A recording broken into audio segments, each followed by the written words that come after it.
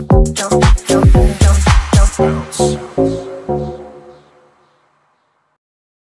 juga bacakan masa Noku. Alasan saya melihat PK ini karena pertama ada bukti-bukti Noku baru. 8 Noku yang ditemukan oleh anak saya yang tadi sudah dibicarakan.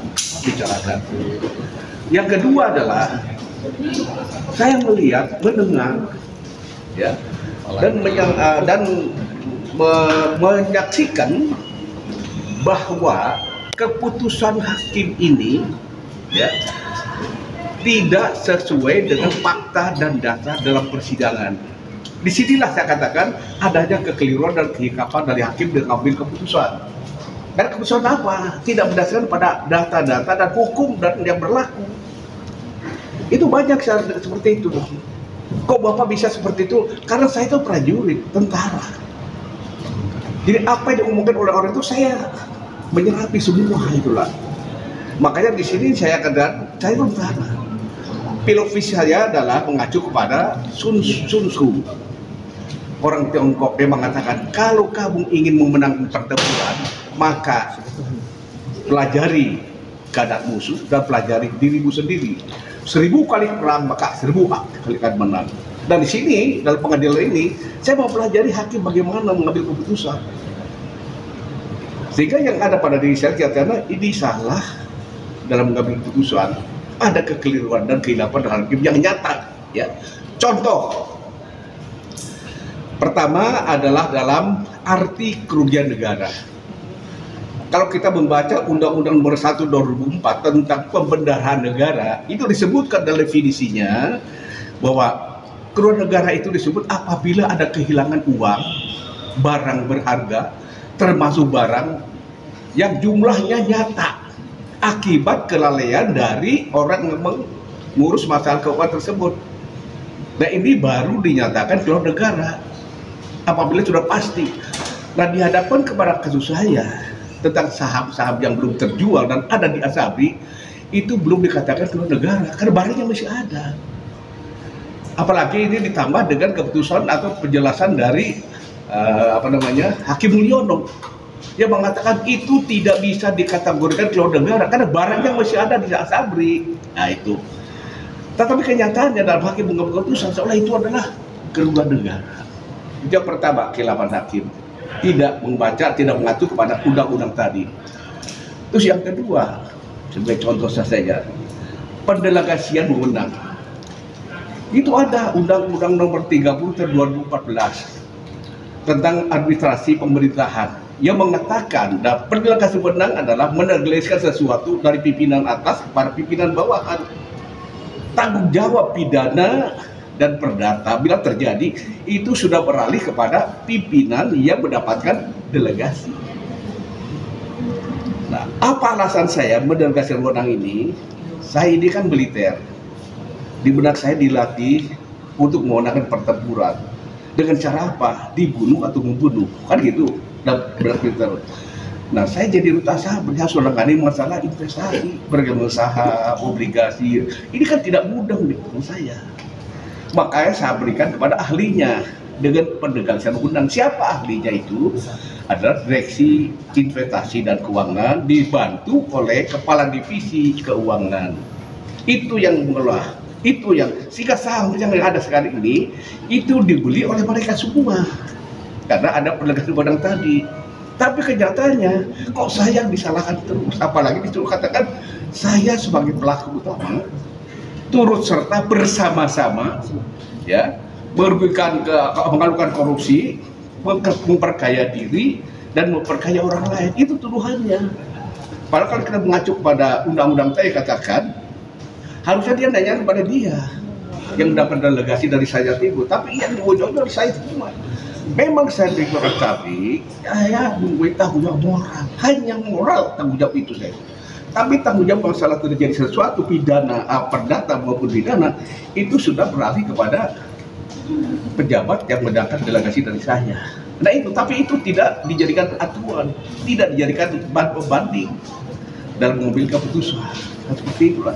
Nah kita harapkan dengan adanya Noku tadi yang saya bacakan, derajat kehilapan hakimnya saya sampaikan nanti ada seperti itu. Kita harapkan maka ini bisa membuka tabir yang selama ini tertutupi oleh asapnya kita dan tidak jelas apa sih dalam pengadilan tersebut yang lalu ditutup, sehingga dengan tabir terbuka ini jelas terang benerang apa yang sedang terjadi dalam masa ini. Mudah-mudahan seperti katakan tadi lah ya, hakim ini akan menerima dan mencermati kembali masalah pertimbangan hakim, hukum-hukum yang berlaku, sehingga akan terjadi terang benerang seterang bersinarnya matahari pagi di ufuk barat, ulangi di ufuk timur. Dan mudah-mudahan saya dalam usia yang sudah tidak muda lagi, di usia 77 tahun ini, bisa masih merasakan hangatnya matahari dari ufuk barat timur tersebut sebelum ajal saya diambil oleh Allah Subhanahu wa Ta'ala. Nah, ini yang saya sampaikan itu saja ya. Bang, kalau dilihat dari keterangan saksi dari putri Bapak tadi, kalau didengar dari keterangan saksi putri Bapak tadi, pada periode kepemimpinan Bapak sebenarnya untung, ya kan? Untung, dari pengelolaan keuangan itu untung. Nah, mengapa dalam hal ini Bapak menjadi terdakwa? Apakah ada hal, misalnya Bapak dikorbankan dalam hal ini secara politis? Saya tidak berani ngomong itu, Pak. Tapi yang jelas ini adalah kehilapan dan kecewaan habil dalam mengambil keputusan. Sudah jelas tadi faktanya. Dalam yang sampai oleh anak saya tadi ini, memori keuangan saya mulai 2012 sampai 2015 yang diaudit oleh BPK dan disahkan oleh RUP Menteri Kementerian BUMN, itu semua untung. Dan opini wajar apapun sekalian. Aset Asabri setiap tahun meningkat. Saya masuk aset Asabri itu 5 triliun. Saya masuk tahun 2009, 5 triliun. Begitu saya tinggal, asetnya berapa? 32 triliun. Apakah itu logis? Kalau kita seperti itu. Dan itu nyata ada.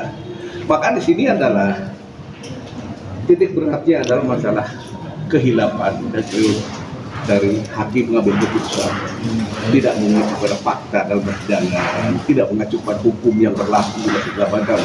Yang penting, Pak, saya hormati keputusannya. Saya juga setuju dengan adanya pemberantasan korupsi, tapi kalau kepada orang-orang korupsi bagaimana yang perlu didakwa seperti itu? Ya. Karena dalam pengadilan mengatakan bahwa lebih baik 1000 orang yang bersalah yang dilepaskan daripada 1 orang yang tidak bersalah yang ditahan. Itu aja. Ya 1 orang siapa? Ya mungkin saya. Ya, lebih baik yang 1000 orang bersalah dilepas daripada menahan 1 orang yang tidak bersalah. Itulah. Saya kira itu aja ya. Ada berarti Pak yang saja berasa dikambing hitamkan nggak sih Pak? Ya mungkin seperti itu. Ya. Saya tidak menyalahkan orang lain. Situasi keadaan seperti itu. Saya terima aja. Ini sudah takdir dan resiko saya. Ya, bisa menjadi Allah yang maha. Mudah-mudahan dalam persidangan ini tabir terbuka semua, ada terang benerang, ya, tentang kebenaran dan keadilan yang hakiki. Itu aja. Di penghujung usia saya yang sudah lanjut, yang tidak bukan tua, tidak muda lagi. Semoga dengan hasil ini nanti saya masih bisa menikmati sisa hidup saya. Itu aja. Bang Dio, untuk 6 saksi hari ini di hari ini siapa saja? Tadi kan belum dijawab. Apa itu tadi pertanyaan tadi? Ya. Jawabnya kan Pak Adam kan jawabannya benar-benar bijak ya. Ini saya pertegas. Tadi pertanyaannya apa? Ya, ya itu tadi menjadi dikorbankan. Dikorbankan. Iya. Patut diduga. Ya, patut diduga mereka menduga Pak Adam dikorbankan. Jadi memang kalau saya pribadi patut diduga Pak Adam Damir ini dikorbankan oleh pihak-pihak lain yang berada di luar sana. Patut diduga. Kepentingannya apa, Pak? Kepentingannya? Ada unsur politis? Ada unsur politis, ada unsur kepentingan kebijakan di pemerintahan pada saat itu, dan ada mungkin kepentingan menyelamatkan seseorang atau 2 orang di wilayah sana. Bang, kamera, Bang. Ya.